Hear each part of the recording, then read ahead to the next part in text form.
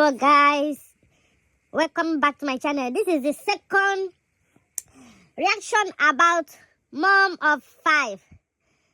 So Mom of 5 also made mention that when she got married to her husband, she told him that on no account should he lay his hands on her. That is a no for her. And she told him about all she passed through, all the childhood trauma, all she went through, all she witnessed growing up because of her parents. And that has made her the way she is. And this her husband senior her with so many years. And then, I think she was still a teenager when she met him. So, and she said the husband is the sheep while she's the goat. Meaning, the husband is the mild one. I don't know. So, then she said, she revealed that one day, when they were still in the village or in Nigeria, I don't know, because of her sister-in-law, her in-law, the husband slapped her.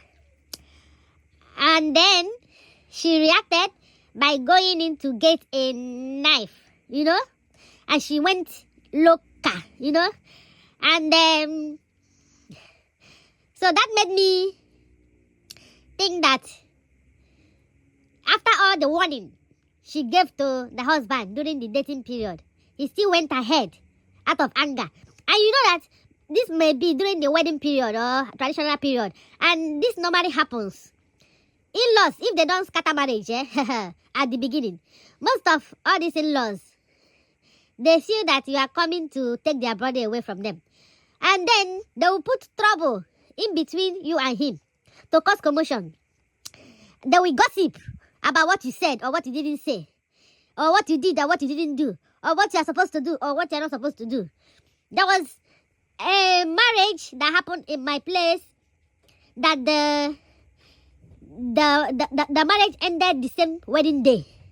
After the wedding, there was a big fight which ended the marriage that night because of the problem caused by in-laws. That was how everything ended. There was a lot of buzz about what happened. So the temptations that comes with it is always too much. So people doing wedding, they're supposed to pray on throughout that period, if possible fast, because there is always the devil comes in and uses people around to try to turn everything around.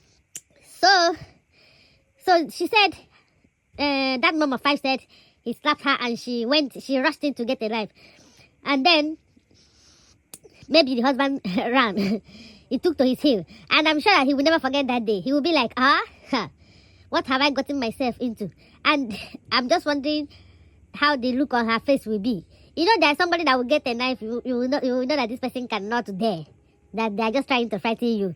But with the look on the face of the person that is holding the knife, you will pick your race, because she will strike. She will strike and tear you into pieces. And you will bear all the pain that she had been going through all through her life. So one has to be very careful.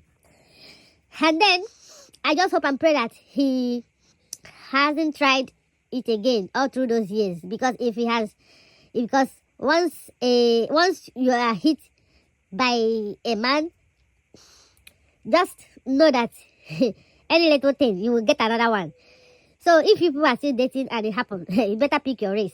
If you continue thinking that, he made a mistake, he wouldn't do it again, I'm sorry for you. Sorry is your name. So, but if the marriage has happened and it happened, and what she did, what that Mom of 5 did, is what she's supposed to do. That is bravery. Because some women fear that, if I try that, he will hate me or he will send me away. Because of that, you allow it to happen. And he might later say, some of them might later say, I'm sorry, this. Or some will not even apologize. You continue. He will repeat it. He will do it again and again out of anger. That is a sign that he has anger issue and can't control himself. And that is to show that he doesn't respect you enough for him to raise that hand. When you truly love something, you wouldn't want to hurt that thing no matter what. You will control your anger. Except for children, correcting of your child to behave well. But somebody that is a full-grown adult, you don't correct that person by hitting that person. Because you trying to hit that person is like, if you truly love that person, it's like you trying to hit yourself. Because you wouldn't want to scratch yourself. So you wouldn't want to scratch something you love. You even prefer to hit yourself instead of hitting that person. It's just like you buying a new Benz and you wouldn't want anything to scratch that Benz. You would even prefer to be scratched than that Benz to be scratched. So there was somebody that bought a new iPhone and the phone fell and cracked. And the person prayed and hoped that it was his, he fell with the phone. He prayed it should be his back that cracked instead of the phone. To show you how he valued the phone because of the price he bought it. So that is how it is supposed to be. If you really love someone, you don't raise your hand on the person. And because that person might end up hating you for life. And if truly this husband has continued, maybe once in a while he's angry, he will do it again, that will warrant her to dislike him. Even though she will not leave the marriage, she will dislike him. And then anyone around her will bear the pain. Be it her children, be it maids. Those living in Nigeria, they will bring in maids or relatives. And those relatives and the maid will be the one suffering for whatever they are going through. Whatever trauma and depression they are going through, they will carry it out on the innocent people around them. Some go to the extent of letting out their anger and hatred on their innocent children. When the children come over to get a hug, you push the child away and say, "Get out of here! You people are annoying me!" La la la la la la la. Which is not supposed to be. Anytime your kids get close to you, you cuddle them, you show them love, especially when they are little. Because before you know it, they'll be grown. And when they are grown, they wouldn't be needing that your love and hug because they didn't get it when they were younger. They didn't get used to it. And even the day you try to hug them, they'll be shrinking away because they are not used to you hugging them or cuddling them. And that will make them to start looking for love outside and fall victim to fake love. Someone that just want to use them and dump them. They'll be seeking validation, seeking love in the hands of other people, especially the ladies. And then they will end up with someone that will just take advantage of them. So try to show love to your kids. Try to cuddle them, love them. Even if sometimes you might be sad or depressed, let them be a source of your happiness. Whenever you remember them, just see them as even if you have nothing real in your life, let them be the real thing. The only real thing you have in your life. The only thing you are sure you own. The fact that you carry the 9 months and give birth to them, they are your responsibilities. They are your products. And it's your obligation to love them and care for them until they are grown, even after they are grown. Because you brought them into this life. You gave them life. Even if they don't show you enough love, you love them because they didn't ask you to be their mom or their dad. Even though God sent them to you. Appreciate them. See them as the greatest gift given to you by God. So, women that carry out their anger and frustration or their trauma on their innocent kids or innocent maids living around them, living with them, helping them, or innocent relatives, you should stop it. There are some of them that they will love their kids, but anyone that is related to their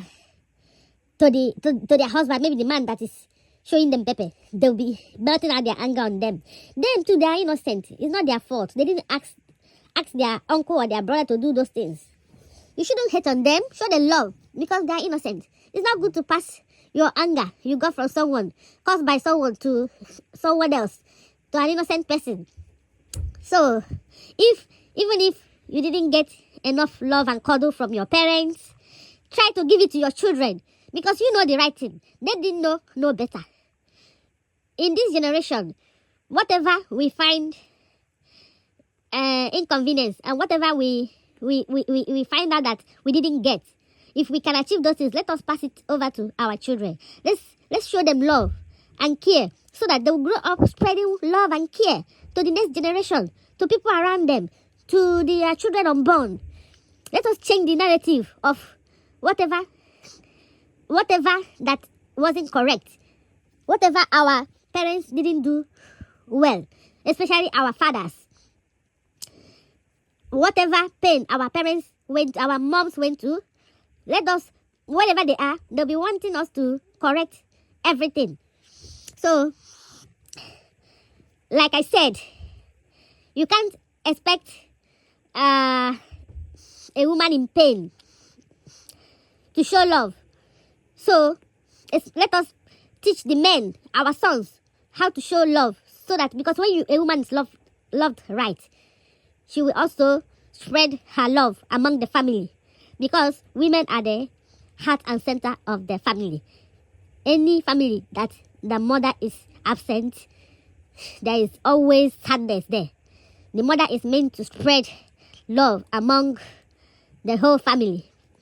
But then, she needs to be loved and cared for by the husband, the children. Try all your best to make her happy so that she can also give back happiness. But then again, even if you are not getting that love, try and change the narrative and try to be a better mom to your children, to people around you. Let what you are passing through that is negative not show in your behavior towards people around you. So, you have to see a therapist and also get close to God so that God will turn things around for you and give you wisdom. And any environment you are and you're not happy, try to change the environment. Look for a peaceful place. If you're the type that loves somewhere noisy, move to a noisy place. If you're the type that loves peace and quiet, move to peace and quiet. So, thank you for watching. Subscribe, like, comment, and all that good stuff.